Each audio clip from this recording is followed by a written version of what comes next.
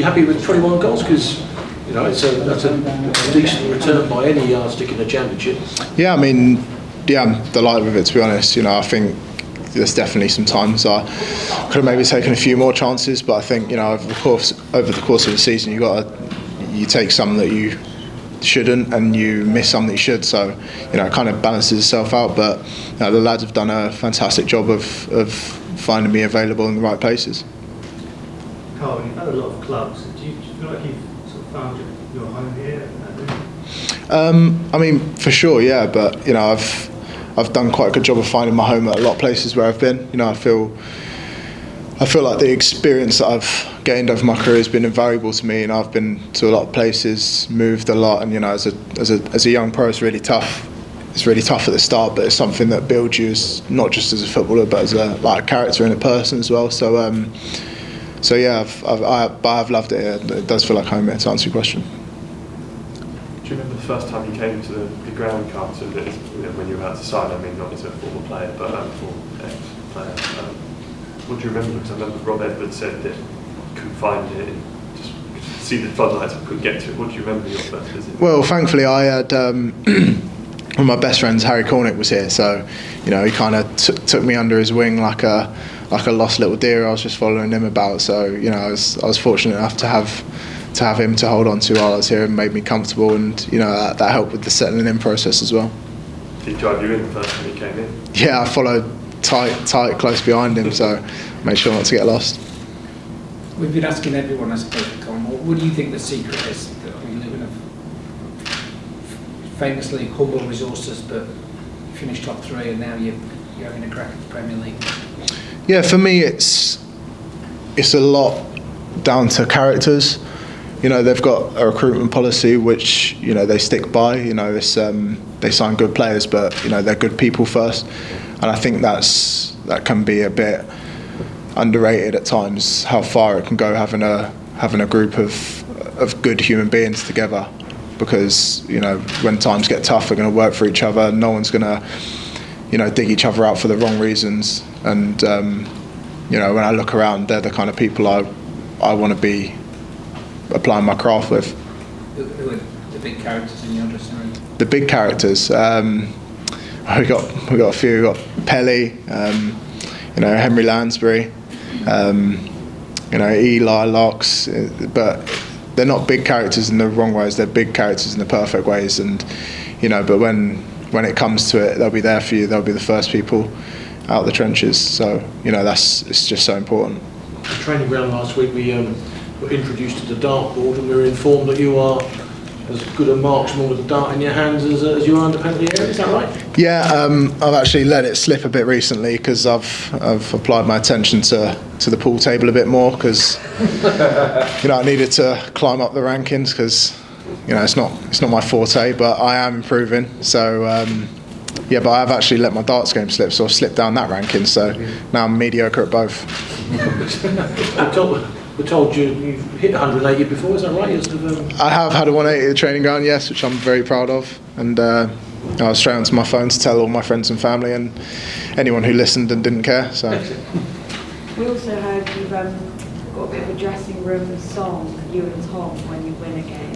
He was very reluctant to tell us many details about it, but I just wondered who's your kind of musical inspiration when it comes to song? Who do you see yourself similar to? Yeah, good question. Well, kind of like my rap game is kind of like Kendrick Lamar type, but I also sung the chorus in our song, so I've got a soft side, like sort of a Fleetwood Mac sort of vibe to me as well. So no, it's just a bit of fun. Me and Locks and Harry Cornick, when he was here, had on an away trip. We made a little song, and the lads like us to play after wins sometimes. Is it going to reach the charts if you win at Wembley? I don't think it'd be chart friendly, but it definitely could. But we'll be working on another track soon, I hope. The lyrics are a bit sort of fruity in places, aren't they? So they might just need adjusting to. Yeah, we might have to make it radio friendly. Yeah. Tom was mentioned as well when you scored 20 goals at your holiday, I think, as well, and how it meant the season. Has there been anything like that about it? Well, yeah, I actually said to him it was. I think it was 20. in play goals, and one was a penalty. So I'm still waiting for the other one, and then I'll think of another reason not to take him on holiday. Imagine they go out of the Yeah, I'll wiggle out of it one way or another.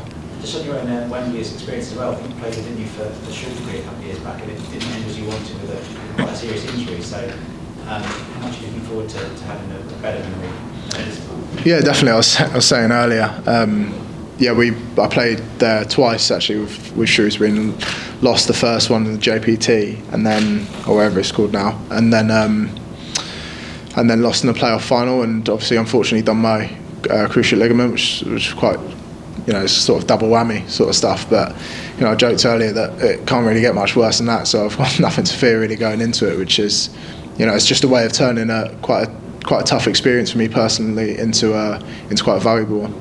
You've had to build up before. Have you been able to use that experience helping the squad, or giving some tips going into this one? Yeah, for sure. I mean, the main thing I'd just say to a few of the boys is sort of like because it's easy to get into the mindset of, I just wish the game was tomorrow, because, there's a lot of times where you're thinking about it, sort of looms over you. But I'd just say, just enjoy it, just enjoy all of it. Enjoy the build-up, enjoy especially the day of the game, because, it just all goes so fast and then it becomes a memory so quickly. It has been since, obviously, because the Sunderland game, it was such a great game to be a part of. Has he managed to sort of have some downtime to sort of relax before the training starts after this game? Yeah, for sure. We had a couple days off after the Sunderland game, just to sort of regroup, emotionally and physically, and we come back in and we're firing and training again, and obviously this week's a build-up week, and we're raring to go. I guess everyone is thinking they could be Premier League players, couldn't they, in a couple of days' time. How much does that kind of drive people as well? Yeah, exactly. I mean, there's not much. I don't think it's possible to have more motivation for a game. So I think that's going to be, the least of anyone's worries is what motivates. It's just about picking which one's yours. That last Wembley experience, do you still think about it? Is it still sort of there, or are you at peace with it now? I'm at peace with it now for sure. I mean, it took me a long while, to be honest, to sort of get over what happened physically and mentally. But now I try and use it as a positive, and it's already working because I'm already in a much better headspace than I was back then. It changed the trajectory of my career, and I remember someone told me at the time, when after obviously we lost the game and my knee, they said, I think it was Stephen Naismith actually. He said, it's not just the 7 to 9 months it takes to rehab the injury. It's actually another year on top of that till you come back to the player that you're going to be. And I sort of didn't understand what he meant at the time really, but until I went through it, and I sort of felt that I wasn't myself in my time I think I went to Rotherham and then MK, and I was still kind of finding my feet in every tackle, you sort of cringing internally a bit, but I'm on the right path now again, so I'm thankful for that. I was going to say, because you missed the whole next season, didn't you? Basically wiped it out. I do feel like you're at a point now where you can actually go back and go, it's great to be in this position where I feel like my peak, the strength, look at what I'm doing, because so often people are always looking at the next bit or so focused on what's going on, you almost don't allow yourself to. Yeah, exactly. I mean, in an ideal world you'd go throughout your whole career without getting a serious injury, but that's a fairy tale. This is real life. I'm not the only one it's happened to. It happens to everyone, and the people that it happens to that I'm around, I try and give them the same advice. But yeah, I'm just happy I'm in a place now where I'm going into the peak of my career. These next few years are going to be, the peak of my career, and I'm just full of excitement for it. What's the bit that Rob's brought to this team that's just, I know it's a very small kick on from last year because you went very close last year, but what is it that sort of got you as a group to adjust to him leaving, because I'm sure that was a big thing, but then almost kick on, like the way you've taken on the second half of the season especially? Yeah, I just think it's a group of lads. It goes back to what I alluded to earlier with the type of characters we've got. Them lads, we've got experience, but we've also got boys that are willing to soak up information and not go their own way sort of thing. So obviously the old gaffer done brilliant, and the new gaffer's come in, and he's kept a lot of things the same, but he's also has his own few philosophies that the lads have just soaked up like sponges, and it's only improved us as a squad. The actual game on Saturday, like what's going to be the key to that? What, without giving anything away, but what you're kind of working on, because those 2 league games have been pretty tight. Yeah, they have for sure. They've been really tight. I've said it earlier. Coventry don't make it to the playoff final by a fluke. They're a really good team of the starting 11, the 18-man squad, the ones that come off the bench. They're a good side, but we've been working hard. Our prep towards it has started, and it just goes back to what I was saying about soaking up information from the manager and the staff. They work so diligently at watch hours and hours of footage to find where we can use our advantages best, and then it's down to us players to soak up that information and execute the game plan. Do you remember the instant when you did your knee? Did you realise immediately it was deadly serious, or did you think to yourself like that Monty Python sketch, oh, it's just a scratch, run it off, Yeah. Did you know deep down, Christ, I'm knackered here? No, not at first, honestly.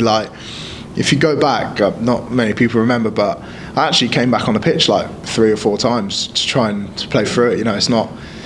It would have to take something like that to get me off the pitch. I thought I could just run it off, but by the second time, I thought there's something seriously wrong here, and there's not something I can continue with. And unfortunately, it was what it was. So. Carl, in terms of the recruitment, are you aware of how much homework they did on you, and due diligence and all that kind of thing that you alluded to earlier? Yeah,